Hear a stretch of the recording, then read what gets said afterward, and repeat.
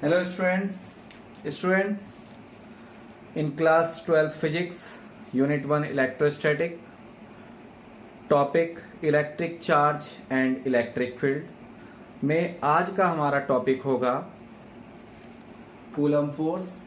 Okay, हम coulomb force को पहले समझेंगे कि वो किस तरह से वर्क करता है और क्या एजम्पशन यूज की गई हैं इस कूलम फोर्स को डिराइव करने के लिए बाय क्रिस्टियन सी कूलम्स। ठीक है, और उसके बाद हम इसमें जो चीज़ें यूज हो रही हैं, रिक्वायर्ड क्वांटिटीज, उसके बारे में समझेंगे और कुछ न्यूमेरिकल्स को करेंगे। Okay, so now we start about the Coulomb force. Okay, जैसा कि बच्चों आपने इन क्लास 11th में ग्रेविटेशन के चैप्टर में पढ़ा है कि जो टू मास ऑब्जेक्ट्स होते हैं वो एक दूसरे को अट्रैक्ट करते हैं। सपोज कि ये ऑब्जेक्ट ए है और ये ऑब्जेक्ट बी है, इस वाले का मास m1 है और इसका मास m2 है, और these are the centres of the two objects, और this is the line of separation between the two objects, let's say R. तो न्यूटन ने ऐसा माना और उसको डेराइव किया और उसके ऑप्शंस को समझा कि that gravitational force between the two mass bodies is product of the magnitude of the masses and square of the distance between the two bodies. ठीक है, तो जैसा कि हमें पता है कि अगर कोई भी ऑब्जेक्ट है नेचर में एग्जिस्ट करता है तो उसके पास उसकी फंडामेंटल कैरेक्टरिस्टिक है कि उसके पास मास जरूर होगा। ठीक है, और अगर उसके पास मास होगा तो वो अपने अराउंड में एक ग्रेविटेशनल फील्ड जनरेट कर सकता है, या किसी दूसरे मास ऑब्जेक्ट का जो ग्रेविटेशनल फील्ड होगा उससे एक फोर्स ऑफ अट्रैक्शन को ऑब्जर्व कर सकता है, एक्सपीरियंस कर सकता है। इसी तरह से कूलम ने सेम थ्योरी को देखा कि अगर हमारे पास कोई मटेरियल है तो डेफिनेटली उसके पास मास है और उसके पास इलेक्ट्रॉन एंड प्रोटॉन भी हैं। ठीक है, तो क्योंकि चार्जेस का development by transfer of electron हुआ तो हम यहाँ पे ट्रांसफर ऑफ इलेक्ट्रॉन के बिहाफ पे ही डिस्कस करेंगे, which means on the behalf of the electric charge. ठीक है, तो अगर एक बॉडी से दूसरी बॉडी में चार्ज का ट्रांसफर होता है, which means number of electrons will transfer, तो one body get positively charge and another is get negatively charge. तो उन्होंने इसको सोचा कि जो force between the two charge होगा in the electrostatic, here for gravitational force is G and for electrostatic force is E, is again same, but here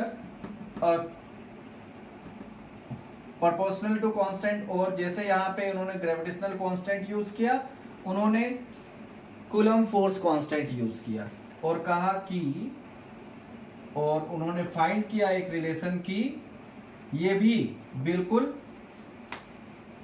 gravitational law की तरह होगा, और ये रिजल्ट आपको उन्होंने बना के दिया। और इससे रिलेटेड जितनी भी सिचुएशंस बनी उसके लिए मैथमेटिकल कैलकुलेशन की और वो उन्होंने पाया कि बिल्कुल एक जैसी है, विच मीन्स जो ग्रेविटेशनल लॉ है और जो कूलम फोर्स है वो दोनों एक ही जैसे हैं, but in gravitational force there are the mass, the product of the magnitude of masses, and here the product of the charges. तो इसको थोड़ा सा पहले इसको एक्सप्लेन कर लेते हैं, अंडरस्टूड करते हैं कि इसका स्टेटमेंट क्या है एक्चुअली, और उसके बाद स्टार्ट करेंगे। स्टूडेंट, यहाँ पे एक चीज आप याद ध्यान दीजिए कि हमने यहाँ पे सेंटर्स को लिया है, that is C1 and this is C2। पहली बॉडी का सेंटर C1 है और दूसरी बॉडी का सेंटर C2 है। यूजुअली बुक्स में जो दिखाया गया है वो इस तरह से है, two charge object A and B are separated by a distance r।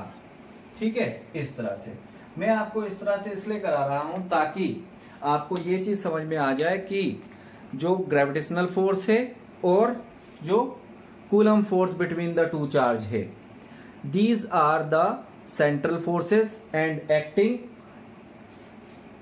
in the straight line from center to the center of the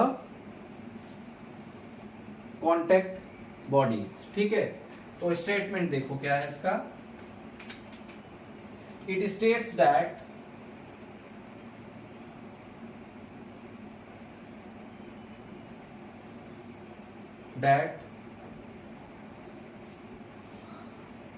the force of attraction,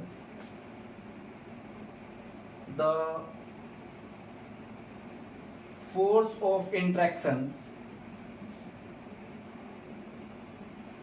okay, here student, interaction which means attraction or repulsion.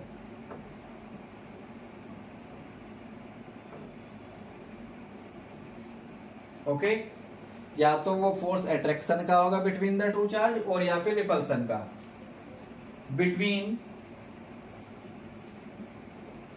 Two charges separated apart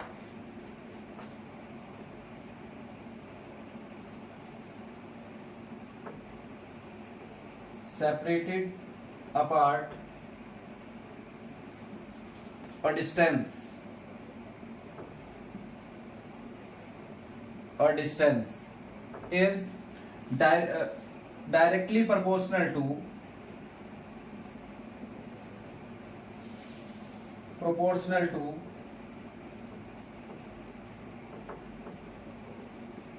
to the product of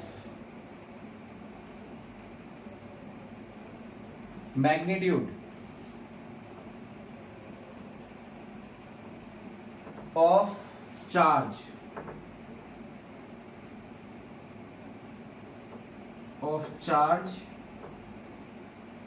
on each,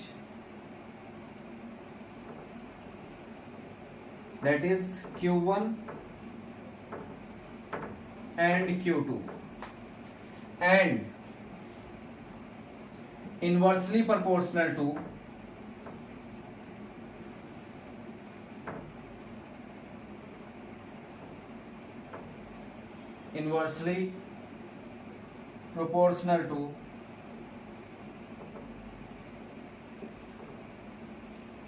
square of the distance of separation, square of the distance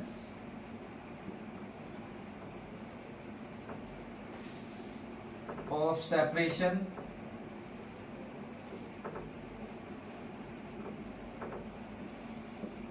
between them. Okay, this is the statement of Coulomb's law, says that.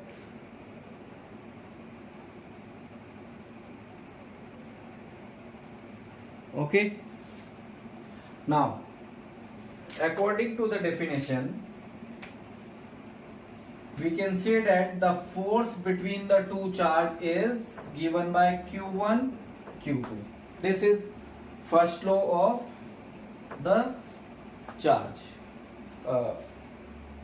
Coulomb force, and inversely proportional to the square of the distance. This is the second law of Coulomb force.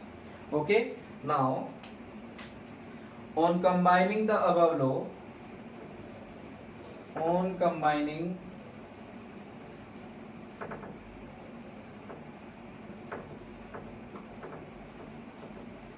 the above laws, we get F is proportional to Q1 Q2 upon R square. Okay, now by taking out this proportional to sign, we get F is equal to C Q1 Q2 upon R square.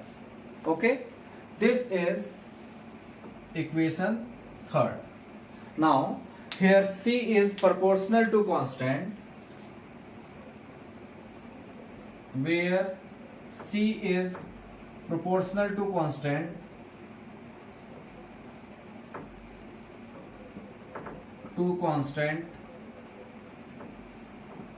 and known as Coulomb force constant.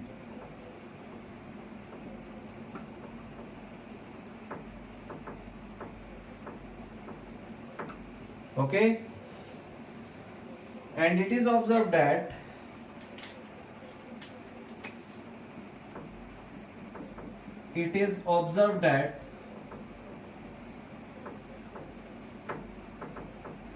value of C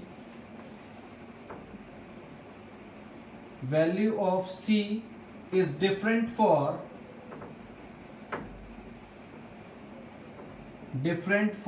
different medium.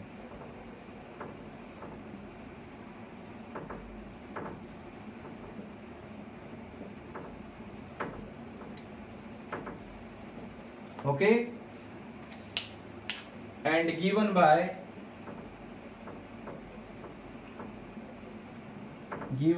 C is equal to 1 upon 4 pi epsilon naught K. Okay, here students, we use K equal to 1 for air, free space and vacuum. Okay, so this K will become 1, so we get this result is 1 upon 4 pi epsilon naught. By using this value in the Coulomb force formula, we get the force between the two charge in free space 1 upon 4 pi epsilon naught Q1 Q2 upon R square. This is equation A. Okay.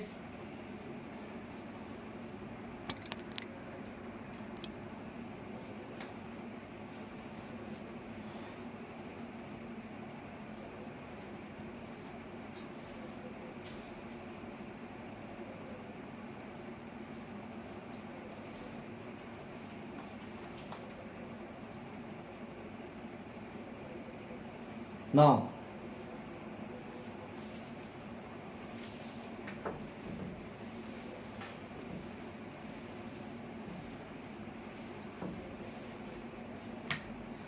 this we get the formula for free space. Let we say F naught. Okay, ये हमने F naught मान लिया, F naught, एंड कुछ notes को देखते हैं. Okay, some special cases. This force is in free space. Now force between two charge in a medium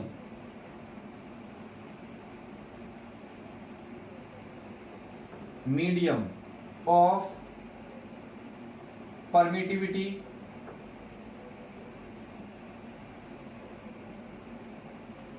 epsilon m.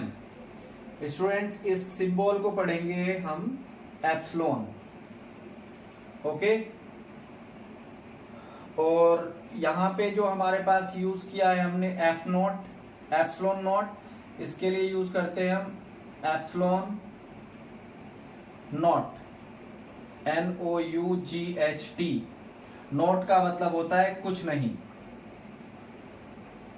ठीक है, this is the meaning of this not. ठीक है, ये जो कुछ नहीं की सिचुएशन होती है हमारे पास स्टूडेंट, ये यूजुअली फ्री स्पेस, जब आप स्पेस में कहीं हैं, या वैक्यूम जहां पर कुछ भी प्रेजेंट नहीं है, वो होता है ये not. This is N. Okay, now the force in medium let's say Fm is 1 upon 4 pi epsilon m. In place of naught we are using here epsilon m, and the result is q1 q2 upon r square. ठीक है, ये हमारे पास situation B आ जाएगी. ठीक है, अब देखिए exam में आपको यहीं तक करना है. अब यहाँ पे हम जो सीख रहे हैं इससे हम कुछ नई क्वांटिटीज को ढूंढेंगे. अब क्या कर रहे हैं हम, equation a divide by equation b, क्या आ जाएगा, F naught upon F M equal to, देखो वैल्यू ऑफ दिस जो मैं मार्क कर रहा हूं उसको देखिए.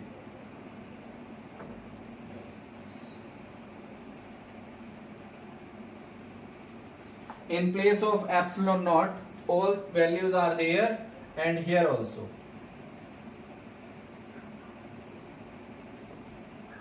तो हम क्या कर सकते हैं, इसको बाय डिवीजन कट कर सकते हैं. एफ नॉट में आ जाएगा 1 अपॉन एप्सिलॉन नॉट, और इसके लिए आ जाएगा 1 अपॉन एप्सिलॉन एम, जहां एम क्या है, परमिटिविटी ऑफ मीडियम. तो ये नेक्स्ट लाइन में आपके पास आएगा F O F M equal to epsilon M upon epsilon naught. ठीक है, यहां पे स्टूडेंट्स ये जो रिजल्ट हमें मिलता है, this result is equal to epsilon are.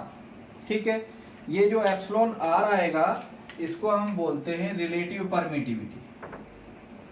Relative permittivity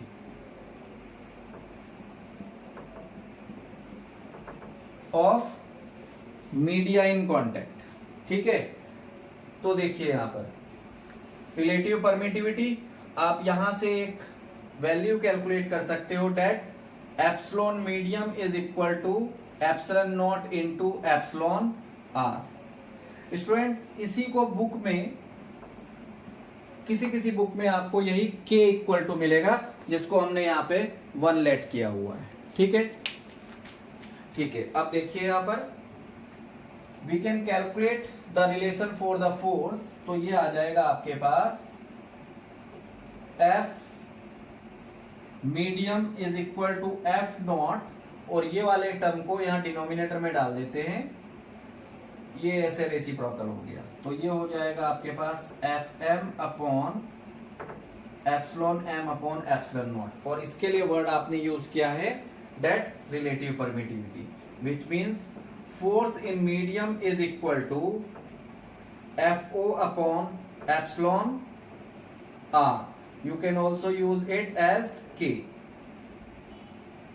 ठीक है, तो ये जो फोर्स होगा, always remember student here epsilon r is always greater than 1, which means the force in medium is always smaller than 1 upon this time, which means force in medium is always equal to 1 upon epsilon r times of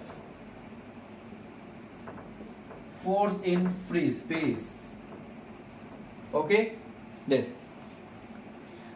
यहां से कुछ notes आपको मिल रहे हैं. पहला note, as the value of epsilon is larger the force in medium is smaller. As the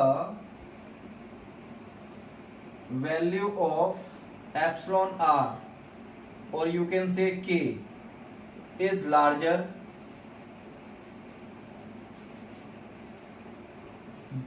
force will be smaller. Force in medium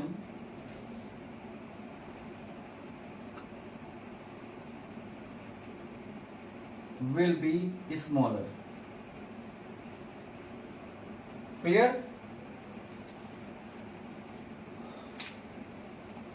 Now use this result in the force in medium. therefore force in medium is equal to 1 upon 4 pi epsilon m। Student epsilon m इसके place पे आप रख सकते हो epsilon naught into epsilon r, that is 4 pi epsilon naught epsilon r q1 q2 upon r square. This is Coulomb's law.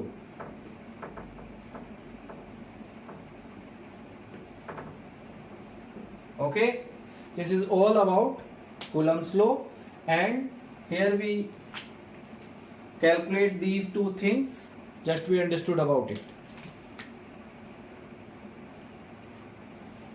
Okay, here students write some values. First is charge on electron 1.6 into 10 to the power minus 19 coulomb. इसके बाद दूसरा आपके पास initially आपको मिला था epsilon not, इसका value लिख लेते हैं। एप्सिलॉन नॉट हो जाएगा 8.85 into 10 to the power minus 12, और इसका यूनिट देखिए क्या बनेगा स्टूडेंट। ये आप एप्सिलॉन को इधर शिफ्ट कर लीजिए। ओके, ये m है, ये एप्सिलॉन m हम यहां से कहीं से निकाल लेते हैं, ठीक है। ये f को शिफ्ट किया एप्सिलॉन नॉट, ये हो जाएगा आपके पास 1 अपॉन 4 पाई q1 q2 upon f r square, ठीक है। अब यहां से क्या यूनिट बन जाएगा इसका, तो आंसर है यूनिट बन जाएगा coulomb square newton inverse metre inverse 2। Clear है। नेक्स्ट, एक आपने देखा था the value of Coulomb force constant C is 1 upon 4 pi epsilon naught, ये आपके पास इसका वैल्यू है। तो अब एप्सिलॉन नॉट नीचे है तो इसको रिवर्ट कर लेंगे। यहां पे इसकी जो वैल्यू होती है स्टूडेंट वो होती है 9 into 10 to the power 9, and unit क्या बन जाएगा, यूनिट क्या बन रहा है, दिस। अच्छा, अब निकाल लेते हैं dimensional formula of epsilon naught, ठीक है। अभी हमने क्या निकाला था, एप्सिलॉन को हमने लिखा है 1 अपॉन 4 पाई और q1 q2 लेट से q square upon f r square, तो इसको यूज कर लेते हैं। देखिए क्या बनेगा, q स्क्वायर, देखो स्टूडेंट q होता है I इंटू टी, I के लिए एम्पियर और t के लिए टाइम, तो ये आ जाएगा आपके पास AT स्क्वायर अपॉन f होता है आपका MLT माइनस 2 एंड R होता है आपके पास L2। इसको शिफ्ट कर लेते हैं तो ये आ जाएगा आपके पास dimensional formula for epsilon naught is m minus 1 L and L2 is minus L3, and this t substitute is t to the power 4 and a square. This is actually the dimensional formula for the epsilon naught. Okay.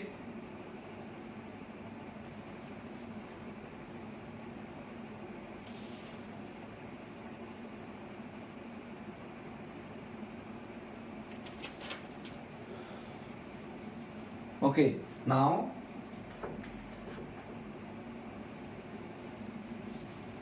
next we understood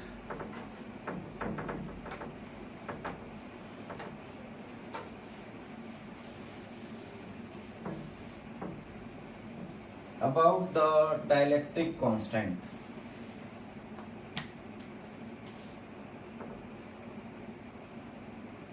Dielectric constant, okay, इसी को बोलते हैं student permittivity.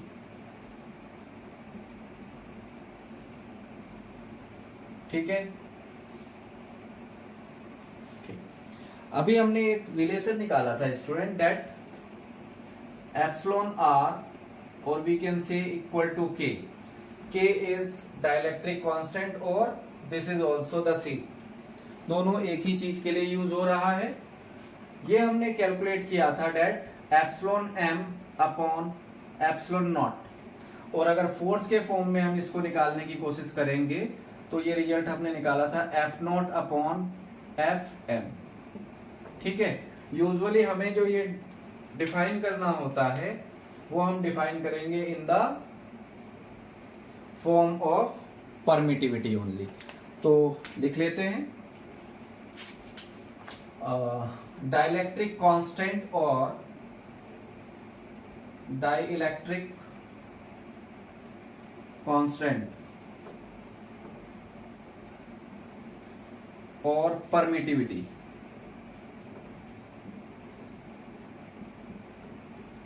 Of medium. Okay. और we can say और relative permittivity. Okay. relative permittivity of medium is defined in the ratio of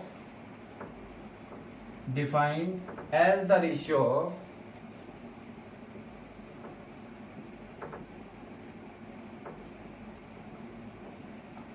permittivity of medium absolute permittivity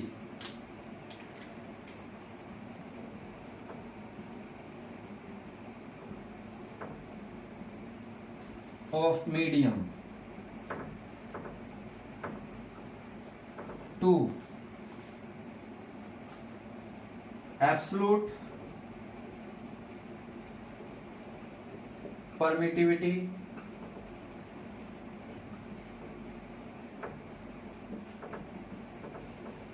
of free space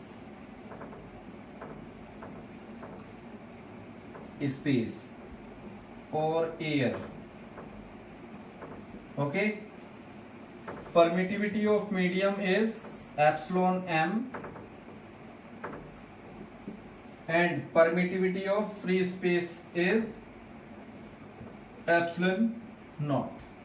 Okay. That is relative permittivity of this, or we can say K is equal to epsilon m upon epsilon naught. Okay. So because the relative permittivity is the ratio of the same quantity, so it is, or we can say that relative permittivity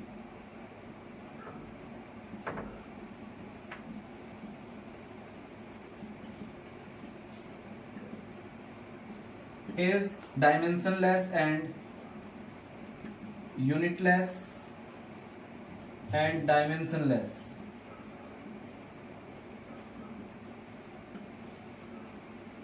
Quantity. Okay.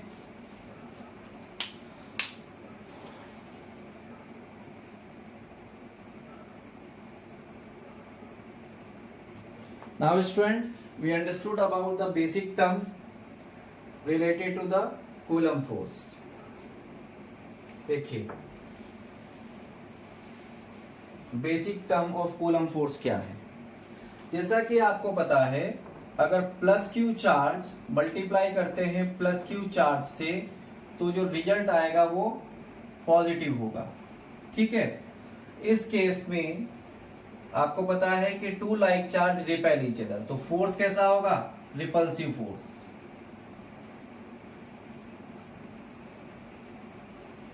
Force between two like charge. Clear है?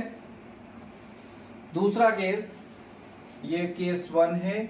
Case 2, minus q charge and minus q charge, again you will get the same result is positive.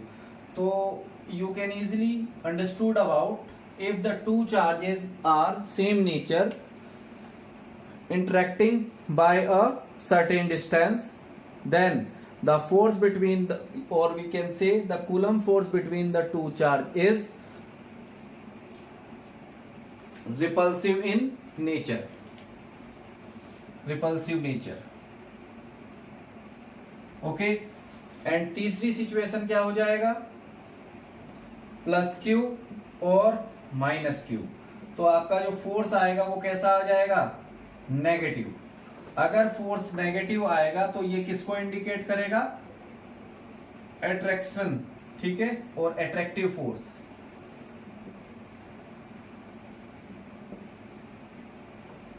Force between to unlike charge.